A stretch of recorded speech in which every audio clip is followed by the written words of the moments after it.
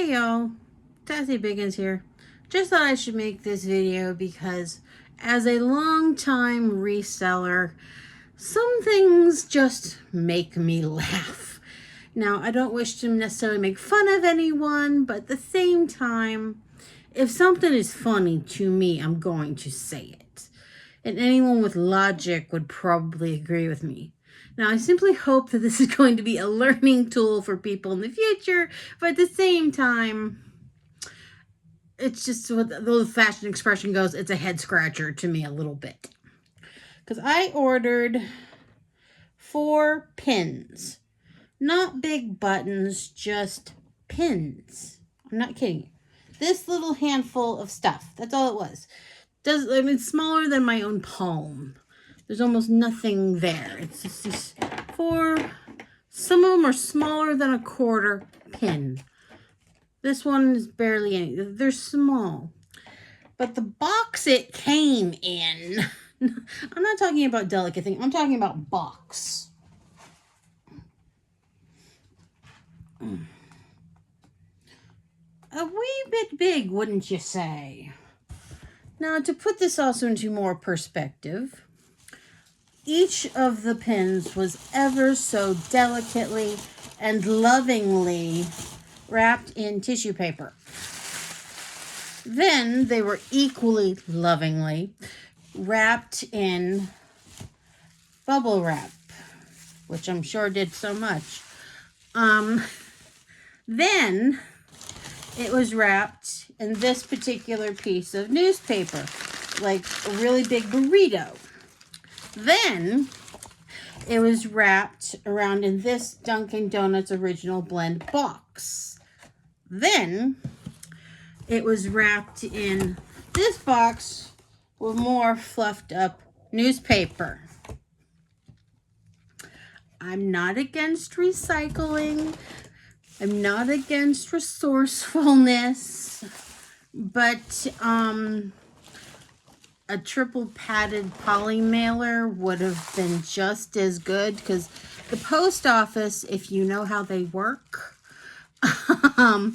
they don't put boxes in the totes. So if it's in a poly mailer, they put it in the tote and they move it along like it's in a laundry basket, to where the item is hand moved delicately from place to place versus being stacked in a corner of the truck.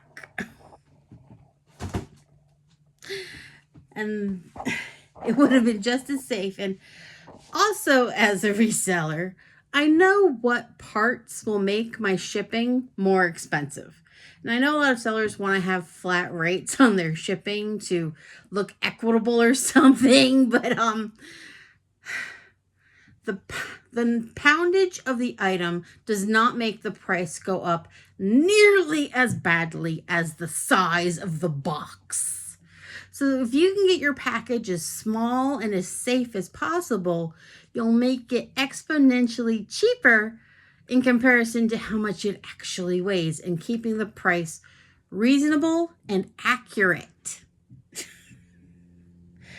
That's why, just if you're going to resell anything, is it so expensive to buy a roll? We're talking like the big rolls of, bubble wrap. I mean, obviously for this one, the smaller bubbles work better, but I prefer the 1-inch bubbles because I usually ship bigger, heavier things that need the top, bottom, and all sides covered.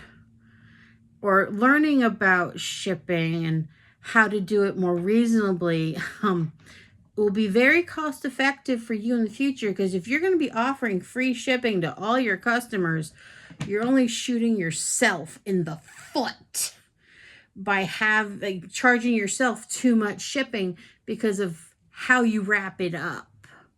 And for this, I have great compassion. And I hope that this is a learning curve for anyone who wants to get into reselling and whatnot. So you don't need to use basically the biggest shoebox possible for 4 of these. I said, not laughing at, trying to laugh with, and I wish them peace, love, joy, and economic success in all of their endeavors. But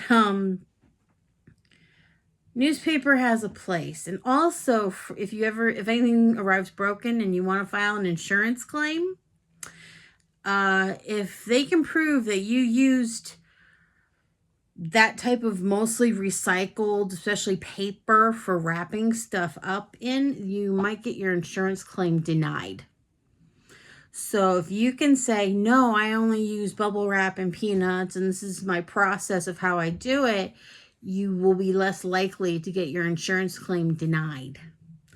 So a little bit extra money into your hobby or thing you decide to waste your time on, to make it a more pleasant experience, investing in the knowledge of shipping will be of great benefit.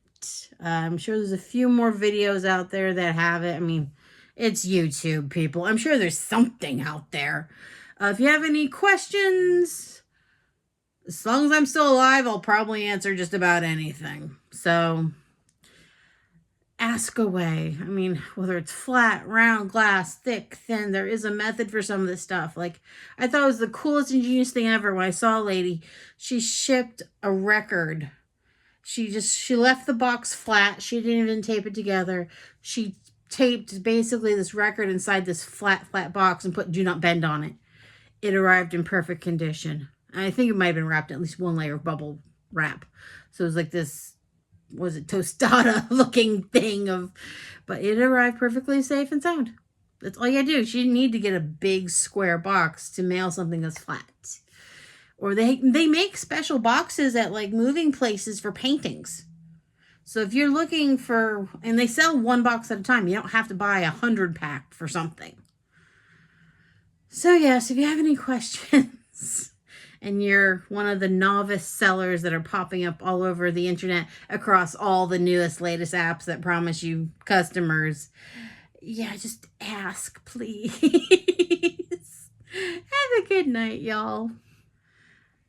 Keep trying, y'all. Keep trying.